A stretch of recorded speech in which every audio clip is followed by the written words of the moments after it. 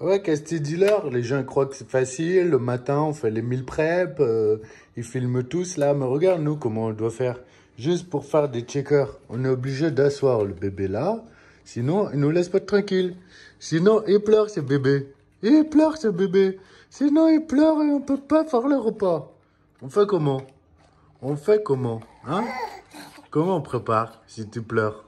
Salut à tous, j'espère que vous allez bien. Bienvenue pour un nouvel épisode.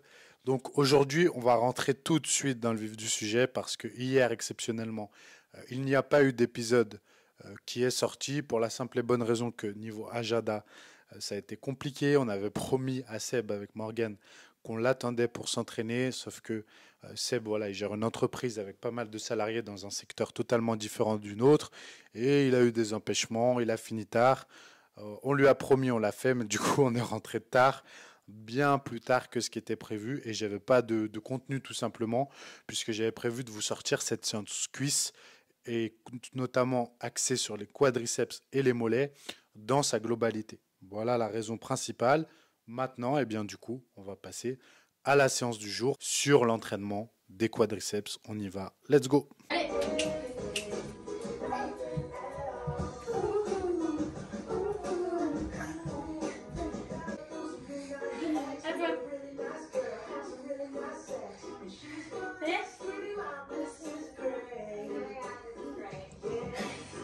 Elle connaît toutes les paroles.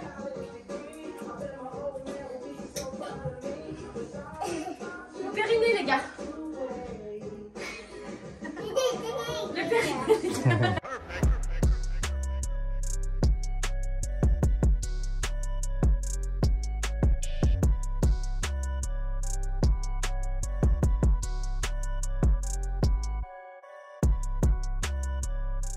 Voilà, donc je vais évoquer les diverses raisons de pourquoi on choisit ces exercices-là et pourquoi vous voyez une technique qui peut être adaptée et même qui peut être modulée en fonction de chacun. C'est-à-dire vous pouvez observer des différences parfois lors des entraînements sur les techniques d'exécution en fonction de Morgan, Seb ou moi. Pourquoi? Parce qu'il n'existe jamais qu'une seule façon d'effectuer un exercice.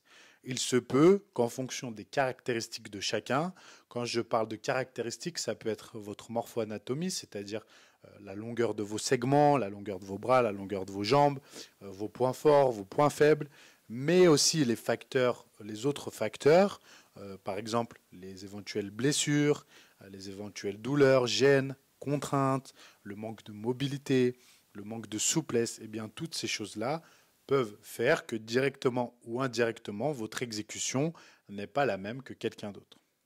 Et ce qui compte en fait, c'est d'adapter son exécution par rapport à soi. Il est par exemple totalement incohérent pour vous d'adopter la même exécution ici que moi sur un exercice si cette exécution vous procure des douleurs terribles dans les chevilles ou dans les genoux parce que vous manquez de mobilité ou pour diverses raisons. Il faut donc bien comprendre cela et quand vous voyez l'entraînement, peu importe de qui, même si pour vous c'est une référence dans le milieu, je ne dis pas que je le suis, mais peut-être des athlètes de haut niveau, des coachs très réputés dans le monde entier, ce n'est pas parce qu'ils font quelque chose, parce qu'ils disent que quelque chose est bien, que ça l'est forcément pour vous. Et je pense que c'est cette notion la plus importante à avoir, et plus vous allez avancer dans la musculation, plus vous allez avancer dans vos connaissances, plus vous allez vouloir vous perfectionner, plus vous allez normalement comprendre que la musculation est une question avant tout d'individualisation. Alors, il faut faire attention à ça parce que parfois on tombe dans le raccourci de dire la seule chose qui compte en musculation, c'est la sensation. Voilà, c'est faux. Bien sûr, il y a de la science derrière, il y a des connaissances à avoir, il y a des bases communes. Par exemple, un squat ne travaille pas les pectoraux. Voilà, vous avez compris. Il ne faut pas tomber dans n'importe quoi non plus. Je donne un exemple surréaliste, mais vous avez compris, c'est le cas parfois avec d'autres exemples. Mais il faut bien comprendre qu'avant tout, l'approche que vous avez doit être personnalisée et doit s'adapter à votre contexte, avec derrière des explications spécifiques et cohérentes de pourquoi je fais telle ou telle chose vis-à-vis de mon contexte. Par exemple, ce que l'on peut observer ici sur le premier exercice concernant les quadriceps, c'est la différence de placement du buste, d'amplitude et de mobilité.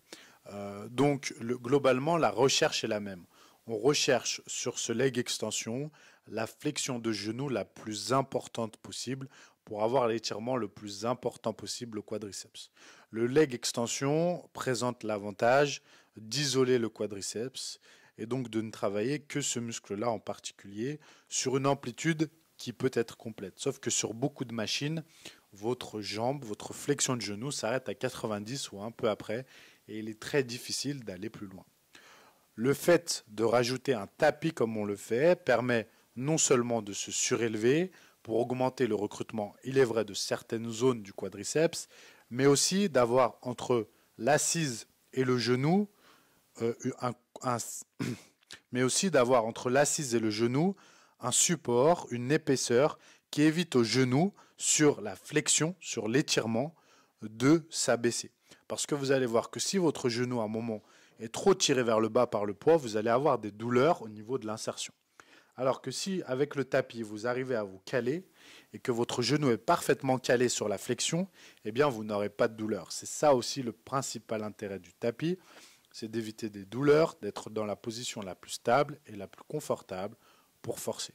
Ensuite, le fait d'être penché en arrière, tout simplement, permet d'avoir une meilleure ouverture de hanche, un buste mieux penché en arrière et donc, encore une fois, un meilleur recrutement des quadriceps et surtout de certaines zones qu'on a parfois plus de mal à cibler de manière classique. Donc l'utilisation du tapis et le fait de se pencher en arrière peut être pertinent pour tout le monde. Simplement, il faut faire les réglages en fonction pour être confortable, ne pas avoir mal au dos, ne pas avoir mal aux genoux, parce que quand vous avez des cuisses, par exemple, comme Morgan, il se peut que l'utilisation du tapis et le réglage de la machine le plus en arrière possible vous empêche de vous placer parce que vos cuisses sont trop grosses. Donc certains gabarits ne pourront peut-être pas profiter de ce placement-là, il faut le régler en fonction. Mais voilà, donc il n'est pas faux de faire du leg extension de manière classique, bien sûr que l'on peut, mais là je vous ai présenté une variante différente dont le but est d'optimiser cet exercice qui est déjà très bien à la base, mais qui le rend encore plus complet dans cette position-là. En deuxième exercice vient la presse à cuisse. Dans la dernière vidéo, j'ai fait une petite erreur. J'ai dit que c'était une presse à cuisse à 60 degrés. C'est une presse à cuisse à 35 degrés. Excusez-moi, les maths et la géométrie, ça n'a jamais été mon truc. Donc merci beaucoup à Jordan qui m'a corrigé. Donc c'est une presse à cuisse à 35 degrés. Ce qui permet d'être plus confortable, d'avoir un angle qui est plus propice au travail du quadriceps. Le siège de cette machine, de cette presse, il est très large, il est très épais. Il n'y a pas de trou entre le dos, l'assise du dos et des fesses. Le dos est bien calé. On peut mettre lourd sans s'enfoncer dans le siège, sans avoir de douleur. Et le plateau et l'angle, permettent de ne pas avoir besoin de mettre les pieds trop bas et du coup de décoller les talons pour faire les quadriceps. Et ça, c'est vraiment génial. Parce que quand on a une mobilité qui n'est pas très bonne, comme nous trois, et vous voyez d'ailleurs, le plus mauvais de nous trois en mobilité, c'est Seb, qui non seulement a une mobilité qui n'est pas très bonne, mais en plus, il s'est fait mal au dos sur un squat à 190 kg il n'y a pas longtemps. Il s'est vraiment fait très très mal au dos, il ne pouvait plus marcher. Donc c'est pour ça qu'il a une amplitude plus réduite. Je sais que certains vont poser la question. C'est volontaire parce que voilà, il risquerait de mettre beaucoup de pression sur le dos et peut-être d'arrondir un peu en bas. Sa mobilité, vous l'avez vu sur pas mal d'exercices, est à travailler, mais il a moins de temps de pratique que nous et un métier aussi dans l'industrie qui sollicite plus le corps que nous. On est assis derrière un fauteuil à vous corriger vos bilans, vous faire vos programmes diète, vos programmes d'entraînement, répondre à vos messages. Donc Morgan et moi, hormis l'entraînement, on n'a pas de situation active dans la vie de tous les jours sportive où on met notre corps en danger. Voilà. Donc ça change la donne aussi par rapport à lui. Il faut bien le prendre en compte. Quand vous voyez l'entraînement, parfois l'intensité, il a parfois des journées qui sont physiquement plus fatigantes que les nôtres. Voilà, donc un petit peu ce qu'on peut dire. Donc ici on place les pieds hauts parce que vous le voyez en fait, de par l'inclinaison de la presse et du plateau, même ici en plaçant les pieds hauts comparé à une presse à 45 avec un plateau qui est dans le même angle, tout le plateau est dans le même angle, ici on a un recrutement vraiment des quadriceps parce que les pieds arrivent quand même bas sur le corps et les genoux on a une flexion importante de genou. Bien sûr, on pourrait avoir une meilleure flexion de genou, mais Morgan est bloqué par sa grosseur de cuisse et la grosseur de ses pecs. Moi, je ne vais pas mentir, c'est plus ma mobilité qui bloque parce que j'ai pas les cuisses et les pecs de Morgan, pas encore. Et Seb, par son dos, les risques de douleur au dos et puis aussi sa mobilité. Voilà. Donc c'est un petit peu ce qui explique, sachant que vous voyez, il y a le poids sur la presse, mais il y a aussi des élastiques de chaque côté. J'ai déjà expliqué dans un réel complet que vous pouvez voir sur mon Insta ou TikTok et dans des précédentes vidéos. Voilà, le gros problème des presses qui ne sont pas circulaires comme cela, c'est le manque de tension. Voilà, on n'a pas une tension sur la totalité du mouvement et pour compenser ce déficit de tension, de force, eh bien, on utilise les élastiques, ce qui est absolument génial. Bien sûr, ça intensifie le mouvement, mais ça intensifie aussi le recrutement. Donc voilà, là, il y avait vraiment lourd. Si vous comptez les élastiques, plus le plateau, plus les disques, c'était vraiment, vraiment lourd. En tout cas pour nous, pour moi. On arrive quand même à faire, Morgan, 12 répétitions, je crois, Seb aussi. Et moi, je me suis arrêté à 10 ou 11 parce que j'ai senti que mon genou gauche n'aimerait pas la 12e. Donc voilà, je ne suis plus un malade à risquer un genou pour une rep et prendre même pas 1 millimètre de muscle en plus. Je ne prépare pas encore Mister Olympia pour l'instant. Donc voilà, 3 séries le premier exercice, 3 séries le deuxième. Voilà un petit peu les raisons des 2 premiers exercices.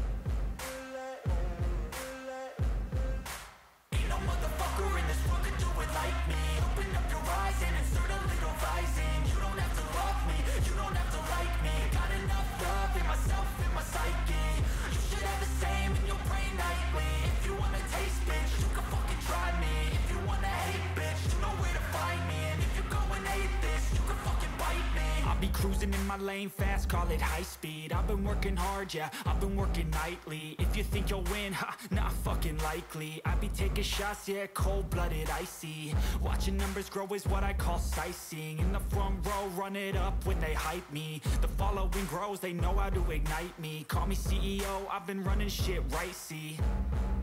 And I ain't playing games, I create my own lane, making pleasure out of pain, turning losses into gains, I'm the boss, I'm making change. I've been rocking this exchange, popping off and risking things, gonna make a fucking name. I just wanna be famous, but I don't want that cheap fame. No, I'm not that vain, I just wanna be greatness. I just wanna be greatness. I just wanna be greatness. I just wanna be greatness. Ain't no motherfucker in this world could do it like me. Open up your eyes and insert a little rising. You don't have to love me, you don't have to like me. Got enough love in myself, in my psyche. You should have the same in your brain nightly. If you wanna taste, bitch, you can fucking try me. If you wanna hate, bitch, you know where to find me. And if you go and hate this, you can fucking bite me. Okay, I'm going off every chance I get. I don't really take a loss, well, I'll admit. That's why I'll make it to the top, yeah, I commit. And no, I'm never getting lost, I get after it. Investing in my own stock, cause it's faster than any crypto hits go, let me spend. Everything that you see is something I invent. And it's only a percent, I'm gonna take shots if I miss. La semaine dernière, il est vrai, on était sur un Brignoles squat à la double poulie. Problème étant, première séance au Brignoles squat double poulie, on bloque déjà la poulie et on fait 12-15 répétitions. Donc pour progresser, sachant que le but c'est de progresser de semaine en semaine pour nous tous, sinon notre physique n'évoluera pas, c'est problématique. Voilà, parce qu'on ne va pas faire des séries de 30 au Brignoles squat. Voilà, on pourrait, mais on n'a pas envie. Tout simplement, je ne fais pas des séries de 30 au Brignoles squat. Je n'ai pas envie de faire plus de cardio que de travail musculaire. Donc on est passé au front squat. Voilà, front squat guidé. Alors, petit bémol à ce cadre guidé qui n'est pas pratique du tout en front squat, à décrocher et à tenir, une vraie galère. On est obligé d'en avoir un qui tient la barre. C'était une vraie galère, honnêtement. Donc, pas à l'aise, pas idéal pour forcer. La semaine prochaine, c'est sûr, je fais le front squat en libre parce que là, j'ai galéré avec 100 alors que je mets 120, 130 sur un front squat libre. Donc voilà, j'étais pas à l'aise du tout, mais on a fait 2 séries quand même où on a forcé. Morgan, pareil, je pense qu'il sera mieux en libre. Par contre, Seb, incroyable. Il y a des exercices, les gars, ça ne s'explique pas. Le gars et son dos et tout ça, ses genoux, sa mobilité. Le mec a mis 140 et il nous a mis mais dans l'espace. Le gars est parti dans l'espace. Il a eu un coup de boost. Il nous a fait, vous avez la vidéo, il nous a fait une série à 140 d'un coup, bim, bim, badaboum. Rangé, il n'y a plus personne. J'adore. Magnifique. Donc voilà, franchement, c'est un gars qui que j'aime beaucoup pour ça, c'est qu'il a toujours cet esprit de faire plus, d'apprendre, très rigoureux, etc. Donc c'est vraiment un plaisir pour moi de le coacher depuis 2 ans et on a la chance de se côtoyer souvent comme ça, de s'entraîner ensemble parce qu'on est devenus amis. Et c'est vrai que il a été, il m'a bluffé. Je lui ai juste dit bravo à la fin. J'ai une grande gueule, vous savez, mais là, le gars, j'avais plus rien à dire, quoi. Moi, j'arrivais pas à sortir la barre guidée à 100 kilos. Morgan, on galérait, et lui, 140, bim bam. Bon, bref, voilà. Et ensuite, dernier exercice, on est allé sur la presse horizontale Panata. Vous voyez là, on a fait 2 séries. Bah là, c'est le moment où, pour moi, c'est les séries de trop, en fait. En fait, avec les 3 exercices d'avant, je suis fini déjà. Là, c'est 2 séries de trop pour moi. Et ça, c'est important. C'est une notion que je voudrais vous partager qui, pour moi, est importante. C'est que plus les années de pratique avancent et plus on se rend compte que le trop est l'ennemi du bien. Mais on est tellement matrixé par ces formats de haut volume, tous ces gens sur les réseaux sociaux qu'on voit qui ont des physiques incroyables, qui souvent, bah, c'est vrai, les meilleures génétiques, prennent beaucoup de produits dopants aussi, beaucoup, pas beaucoup, mais en prennent. Et du coup, on se base sur leur entraînement, on se dit c'est la norme. Ok, ça marche, vous pouvez avoir de très bons résultats, mais c'est pas forcément la norme, c'est pas forcément la solution. Et en tout cas, pour moi, ça ne l'est pas. De plus en plus avec les années. Et je ne conçois pas, et de moins en moins, d'aller faire pour faire un exercice de plus et des séries en plus pour me dire, ok, là j'ai fait tant de séries, donc c'est bon mentalement, etc. Non. Je suis de plus en plus à l'écoute de mon corps et à cette recherche-là. Et ça, je le dois vraiment, je vous le dis tout le temps, ma référence c'est Michael Gundil et je trouve que son discours est le plus pertinent de tout ce milieu sur ça, c'est qu'il a vraiment compris ça. Et sa manière de s'entraîner, après bien sûr 40 ans d'entraînement, est vraiment la plus intelligente qui soit pour moi. Et c'est cette recherche-là que j'essaye d'avoir pour moi personnellement, pour trouver le meilleur format. Et ainsi aussi de l'avoir avec mes clients et de ne pas leur faire pour faire, mais d'être le plus efficace et pertinent possible. Parce que le trop est bien souvent l'ennemi du bien. Sauf que les gens ont du mal avec ça. Vous voyez, on est toujours à la recherche d'une autosatisfaction personnelle et de se fixer des critères et des normes un petit peu ridicules pour se satisfaire psychologiquement, mais on ne cherche pas à optimiser chaque effort pour avoir du résultat. Et c'est ça le principal problème. Je ne sais pas si vous avez bien compris ce que je veux retranscrire, mais ce que je veux dire, c'est qu'il vaut mieux faire 6 séries à fond, parfaitement, que 20 séries à peu près bien ou pas parfaitement avec un maximum d'intensité, etc. Voilà. Donc c'est vraiment dans cette recherche-là que je vais être de plus en plus à l'avenir. Et voilà, donc ça me demandera parfois de ne pas faire autant de séries que Morgan et Seb ou de ne pas m'entraîner pareil parce qu'on est différents sur ça. Et j'aime atteindre une intensité qui est vraiment importante et faire moins d'exercices, moins de séries, mais avoir beaucoup de repos. Alors que Morgan, voilà, est un peu différent. Après, il a fait du hand à haut niveau pendant des années. Ses capacités cardio d'adaptation sont pas les mêmes. Seb, lui, a 2 ans d'entraînement. Il n'arrive pas forcément à atteindre le même recrutement musculaire. Donc, il a besoin de plus de volume. Vous voyez, c'est ça les adaptations qu'il faut avoir. Et c'est ça qu'il faut comprendre. C'est pour ça que je le dis et je le répète. Prenez un coach. Prenez des coachs. Prenez un coach. Que vous soyez coach ou non, que vous soyez pratiquant lambda ou non, prenez un coach. Vous allez tellement apprendre. Et c'est grâce à ça, moi, que j'ai appris. J'ai eu tellement de coachs, de partenaires d'entraînement, j'ai vu tellement de styles, testé tellement de choses, que c'est ça qui me permet de ressortir cette expérience et ce constat aujourd'hui. C'est pas juste de dire, ouais, ça fait 15 ans que je m'entraîne. Non, ça fait 15 ans que je cherche à faire toujours mieux. Voilà. Et je pense que c'est ça qu'il faut cultiver pour vous. Donc, mot de la fin, prenez un coaching avec moi. À plus, bye bye.